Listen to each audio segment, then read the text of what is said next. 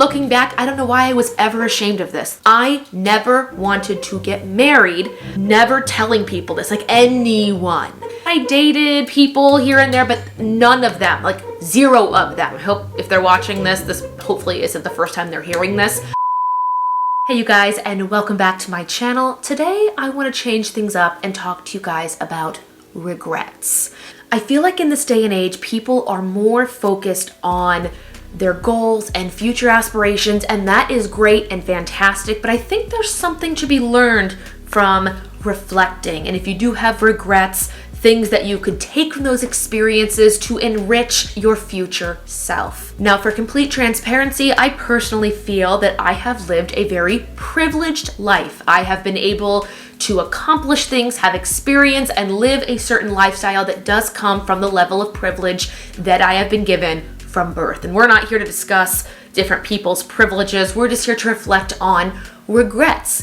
Even people who have any kind of privilege in their life, that doesn't take away from decisions you may have made or things you learned along the way. For me personally, I am very stubborn. So a lot of the things I learned from doing them twice. I messed them up the first time, finally learned, oh wait, maybe I should have taken that advice, or maybe reading the fine print would have been a good idea. So I learned through doing. And again, I am the oldest of 3 children, so I didn't have an older sibling to watch make a lot of different mistakes. And I'm sure there are people who are middle or youngest children that have their own sets of mistakes or regrets. But here are my top 10 regrets in life, and then I put so far. Really quick, if you are new here, be sure to click that little red subscription button and the bell down below to be updated for each and every future video. I typically make videos here on a weekly basis, except for right now we are doing March Madness, where we are doing a video per day. And before today, I have never really discussed regrets on this channel, so if that's something you want to see more of, let me know down below in the comments. But without any further ado, here are my top 10 regrets in life. Number 1, I wrote, always worrying about what people thought. I feel like that's a very generic thing, and I feel like a lot of people would put that on their list. But for me, having done theater and auditions through high school, college, and on the professional stage, I always worried about what people thought. Over time, I kind of learned, okay, every director's different, everybody's subjective, but even outside of the world of entertainment, what did my friends think of me? What do people who didn't like think of me? I always had something in the back of my mind.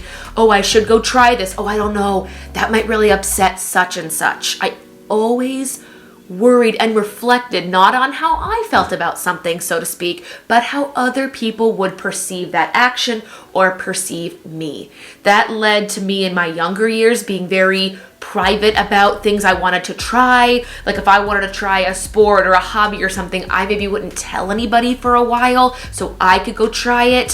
For example, this YouTube channel. When I first started on YouTube, I didn't want anyone to know about it. I was like, shh, no one should know. My videos were also really, really horrible. If I have the time, I'm gonna put a clip of one of my videos when I was working on cruise ships and I was shooting on a point and shoot camera.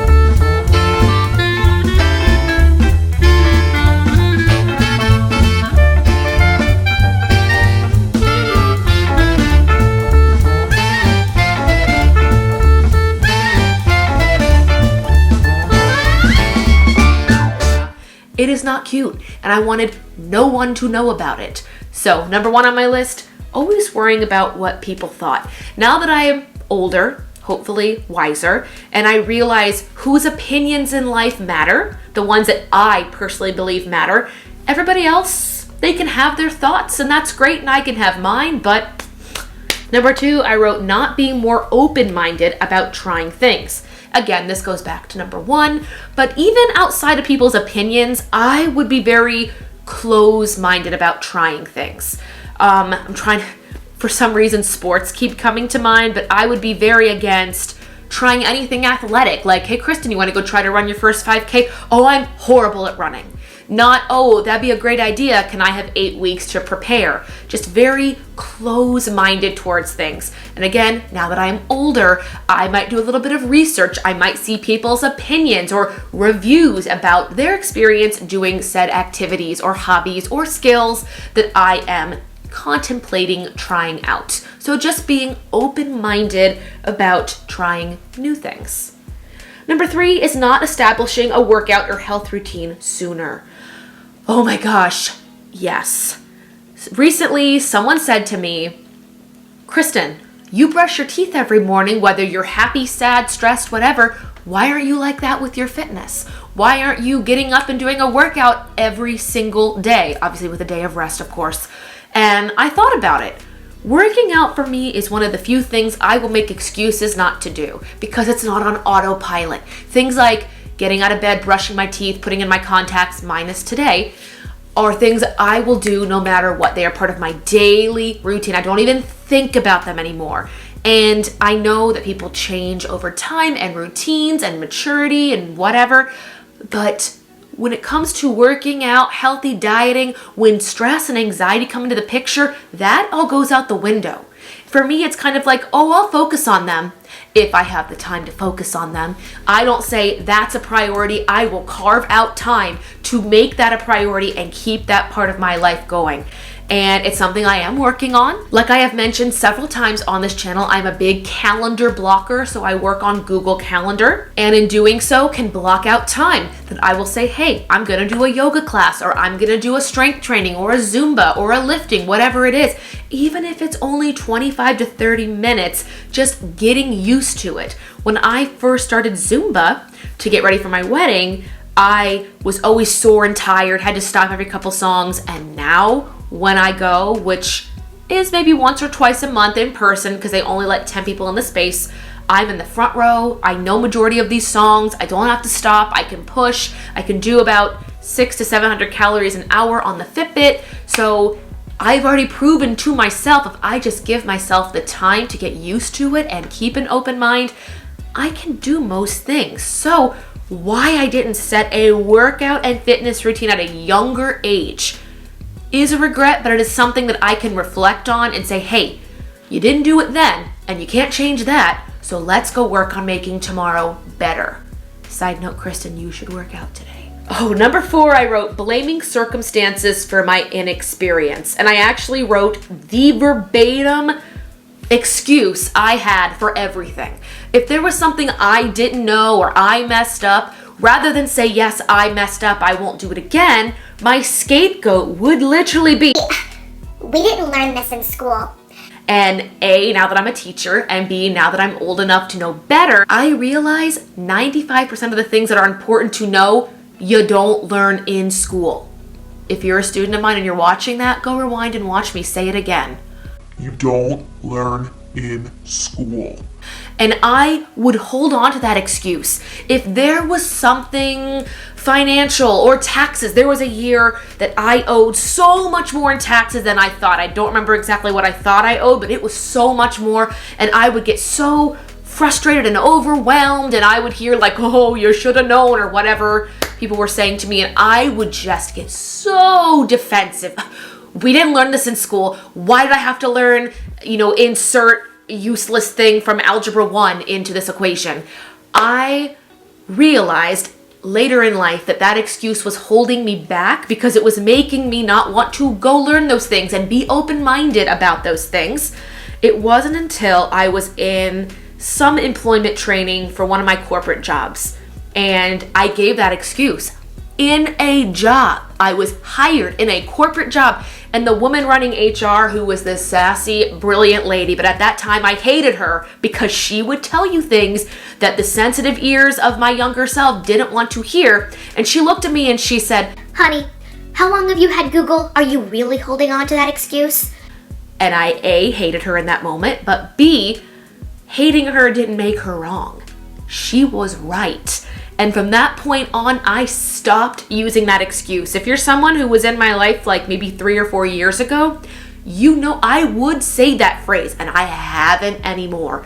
That is where the door opened for me. Hey, don't know how to do this? Google it. Hey, don't know how YouTube SEO goes? Google it. You want to know how tagging and getting in search ranking goes? You're not going to learn it in school. You've got to go get it yourself. My husband is somebody who's really good at this. If there's something he doesn't know, whether it be in our lives outside of work or for his job, he won't make an excuse. He will go and figure it out. So that's why this one had to be on the list. Blaming circumstances for my inexperience. Number 5, I wrote borrowing the opinions of others rather than making my own.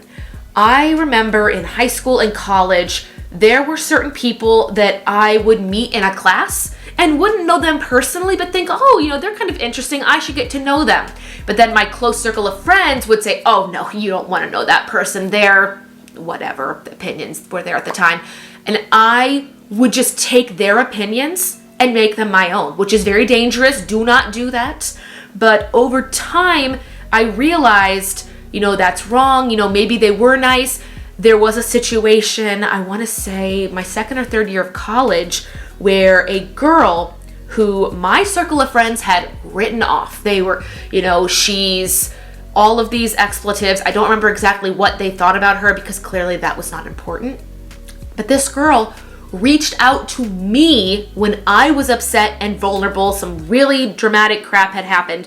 But this girl, who I had already mentally written off because of people in my circle telling me how to think about her, she reached out to me, and her doing that, she had no idea that I had these preconceived ideas about her that A, were not true, and B, really should have never been taken into consideration. But just her act of kindness shattered the idea that I should take anyone else's opinion when I could form my own. I'm not saying if you're gonna go and get something done to maybe a home or an experience or make a big purchase, you shouldn't read reviews, but make sure to form your own opinions about most things in life, especially people you don't know. And to this day, that girl that I just told you the story about, we keep in touch all the time. She doesn't even live in this state anymore. She lives across the country, but I know right now I could text, call, Zoom with her, and she would pick up and take the call. I actually never told her this part of the story, and she doesn't have to know, it's fine. But just remember to form your own opinions, especially when you're young and naive and you just want, everything decided for you. If someone's going to give you an opinion of somebody, you might be more likely to take it. But just remember to try to form your own opinions of people because you don't know their story and you don't know how they might fit into your life. Number 6 is not double majoring in college. Now I'm going to make the story short and sweet. When I got my undergrad degree, you got into the School of Music and you could choose your path. You could either do music education or music performance. For me, I could have easily done both. I placed out of all my piano classes, which let me have extra time in my schedule that I could fill. We had to have a certain amount of credit hours to maintain our scholarship status. Ugh. And long story short, young and naive Kristen thought, music performance majors are the ones that are going to go off and have careers. That's the only one I need. And yes, I was able to go off and get hired and get a professional job before I graduated. But I didn't take into consideration things like wanting to be married, own a property, stay in one place, have a stable, comfortable life. So I didn't go get that music education degree, and I could have very easily double majored in both. It was me getting a master's degree and then going through a long process of figuring out alternative licensure that could have been avoided if I had just been less in my head about status and just freaking double majored. What is wrong with me? I didn't know. If you are somebody watching this and you're a music major or you're thinking about it or you know someone and they can do it, double major. There is nothing wrong with having an extra piece of paper that opens doors for you. I promise you. And I can go off on a whole rant here, but if you can get another degree, and P.S., to get that other degree, it would have taken 2 classes and student teaching. That's it. Educational psychology, orchestral methods, student teaching. Are you kidding me? If I could go back in time, which I know I can't, we're only talking about regrets now, and then tomorrow we're looking forward. If I could go back in time, I would tap that girl on the shoulder and I would say, hey, rather than taking these XYZ classes that you chose to keep your scholarship credits up, go and take these classes and then go and student teach and just get that piece of paper. It does not make you any less talented of a singer. You will still get hired in a professional job the day before you get hired. I could go on, but can't go back. So if anyone's watching this and it applies to you, double major. Whew. Number 7, keeping toxic people in my life longer than needed. Yes, this is something I very much did. And when I realized it, and yes, I regret it, but those people were part of my story and I am very happy with where I am now. But yes, there are a lot of very good things in my life that I am very thankful for. And I'd like to think that every person that I came in contact with in some ways is a part of that story. But I do regret keeping toxic people in my life longer than needed. I know I already mentioned people that would throw their opinions about others around and expected us to absorb them. It took me a little bit longer in life than I'd like to admit, but when I finally realized, hey, you know what? That person never has anything nice to say about anyone. Is that the kind of vibe I want in my life? And then when I started to get mentors and guidance on business and personal life and success or whatever, they kept saying to me, Kristen, you are the average of the 5 people you spend the most time with. And it really clicked. And these are people that I didn't just cut off and are still friends with on social media. I actually parted ways with these people, set the record, said there were no hard feelings. You're just going to go your direction. I'm going to go mine. We are not friends on any social media platforms. I personally keep their numbers in my phone so I would know not to answer them. I mean, if they were in a dire need situation and we were friends on any level, they're not going to contact me, long story short. But if they did, yes, I would be there to be a support system and help them if I could, but I do not actively seek friendship with these people. I have stopped including them in my life. I have set boundaries and space. Number 8 is a big one. I wrote, judging my income as my sole meter of being successful. Yes, I think I've mentioned this before, but when I worked in corporate America, I had the whole executive in the title. I had my own office. Life looked great, making nice money, bought my first home. And I viewed that as being successful. I only viewed success on a monetary scale, which honestly, I don't know where the success part starts. I don't know where the line is that you have to be over. But I remember just thinking, oh, I'm friends with blah, blah, blah. I wonder how much money they make. I wonder if they're happy. These are things I honestly thought. And then as I got to know people who were more minimalistic, lived a frugal life, I realized, hey, they don't have as much stuff as me, but they have time and they have priorities and they value their family and friends and they're happy. I remember meeting somebody that made no more than $30,000 in the city of Columbus, Ohio, which is okay. You can live here on that. But I remember just thinking, oh my gosh, are you serious? They have to be so upset. But then over time and maturity, being open-minded and making your own opinions, I learned that person is very happy. They volunteer. They're not doing a bunch of side hustles. They learn to cook and spend time with their family and give back to their community.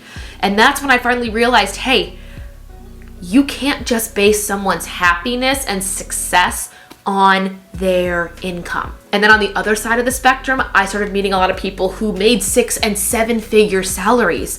And through getting to know them on a more personal level, I realized they weren't as motivated to make a difference in their life and their community because everything they wanted, they had. So there really wasn't, I'm not saying they were selfish, I'm just trying to describe they were not perceived as happy, or at least the happiness that I thought. Yes, there are some people that make that income and do give back and are happy, but the ones that I met, yes, they had money. They wanted for nothing, but they didn't have a purpose. They were trying to figure out what their next step was. Whereas somebody making 1/10 of their income is able to live a good life, be with their family, give back, or just figure out their own pillars of happiness. And I can tell you that as somebody who is a teacher now, if I were to rate my successful meter as my income, I don't know if I'd be doing so well, but I am actually pretty happy with it. I think I do pretty well with my income, and we live pretty comfortably, if I'm being honest. So judging my income as a sole meter of being successful, not the way to go. Number 9, I wrote not being able to disconnect from work very well. This is true, something I'm still working on, but I'm getting better at. Again, when I was judging my success as my income, I would have a full-time corporate job and a bunch of side hustles and go, go, go, go, go. And you're not very happy sitting at home when your only source of joy is seeing money go into your Chase account or your PayPal or your Venmo. That's not a source of happiness. Yes, being able to pay my bills and invest and save, all great things. But your money is not going to want to go and look at stars with you or have a picnic or have a barbecue in your backyard. So being able to disconnect and having YouTube channels and time to disconnect from social media and just go seeing my friends and family all has really helped. And setting aside time on my calendar to not work, also very helpful. And number 10, I regret being ashamed of the fact that I didn't want to get married until later in life. This is very true. I grew up like any other girl in the 90s and early 2000s, all the rom-coms, romantic comedies, the happily ever after, the Disney princess, whatever. I remember watching all these and I always thought, well, marriage is nice, but I don't want it now. And that feeling stayed with me through high school, through college, through my master's degree, and the first few years of my professional adult life. I never wanted to get married. Yes, I dated people here and there, but none of them, like 0 of them. I hope if they're watching this hopefully isn't the first time they're hearing this. I never wanted to get married until honestly I was 27 or 28 years old. I was finally like, okay, I am here, because I was high school, college, grad school, cruise ships. I was never in the same place. I was always moving and I loved the experiences. I loved learning, and I was honestly just content being with myself. Like I didn't need a partner. I was not somebody who needed validated through a spouse or any kind of partner. So I remember never telling people this, like anyone. I would always keep it to myself and just say, you know what? When the time comes, I will know. Like people say that when they're like, do you want to have kids? And you're like, oh, not now, time's not right. That's what I would tell myself about being married. But I remember just feeling so ashamed seeing like my friends getting married, and I was very happy for them. But they would ask me like, oh, you ever think you're gonna get married? And I would always say, oh, I don't know, someday. I would never say like someday, but I'm okay right now, or that's not something I'm interested right now. And if that's how you're feeling, that is fine. I never look back and think, man, I really wish I had been married at 18 or 22 or 25. I didn't get married until I was 32 years old. I was 32 years old when I got married. Like how I say it like it was so long ago. But I think for me personally, living my 20s, traveling, learning, getting my degrees, buying my home, learning life lessons. And yes, I married the man I started dating at 28. We got married when I was 32. I think that all happened in such a perfect way for me. And looking back, I don't know why I was ever ashamed of this. This was the way it was supposed to be. At least that's what I'm going to believe to lead to where I am now. So point of this story, do not be ashamed if there is a milestone in life that you are not yet ready for. You don't have to hide that. If someone were to come up to me and say, hey, Kristen, are you having kids? I'd probably say something snarky like, well, not today. But if someone asked me like in a really respectful way, hey, is having children something you see in your future? I could say, you know, my husband and I are, you know, having those talks and we'll figure it out as we go. I'm now at that phase in life where anybody asking anybody about family planning is just really uncomfortable, and I personally think it is very inappropriate. I have now had my eyes open to people who are trying to have children or have lost a child through like a miscarriage. I grew up very naively watching movies like Riding in Cars with Boys and playing The Sims and thought you could just blink at your partner and you'd be married. Like, you're not married. You would just blink at your partner and you'd be pregnant. Like, I thought it was just A plus B equals baby. And now I'm learning that that is, in some cases, not the case. You could ask someone if they're pregnant or trying to get pregnant And they might be struggling. They might have lost a child. That's a whole other topic for a whole different day. But the whole point of my story is, if you are not ready for something, A, you don't owe anyone an explanation, and B, you shouldn't feel pressured because other people around you are doing it. When my sister's younger than me by 4.5 years, when she got married before me, now I'm from a Greek family, so like, better get married soon sort of talk. I remember people asking like, Kristen, are you upset that your younger sister's getting married before you? And I, A, never was, and B, didn't even think about that. That is just something people brought on to me because they probably thought, oh, well, if it happened for her younger sister, it's never gonna happen for her. And I think that's where we're gonna end this video for today because it has gone on almost a half an hour. Hopefully I can edit this down to under 15 minutes. But you guys, those are my top 10 regrets in life so far. If you are comfortable and willing to do so, let me know some of yours down below. Not so we can all sit in regret, but we can take these experiences and learn from them. Anyway, you guys, thank you so much for watching this video. Again, give it a huge thumbs up if you made it to the end. Go ahead and click that subscribe button, and I will see you guys in tomorrow's video. If you made it to the end, you're a rock star. Introducing the new fast and easy way to get access to all of my teaching resources. Welcome to my brand new Teachers Pay Teachers store. Here, you'll find a growing collection of classroom resources, including access to my OutSchool course creation guide. Follow my shop and let me know in the comments if you also have a TPT shop, as I would love to follow fellow teachers on that platform as well. And until next time, happy teaching.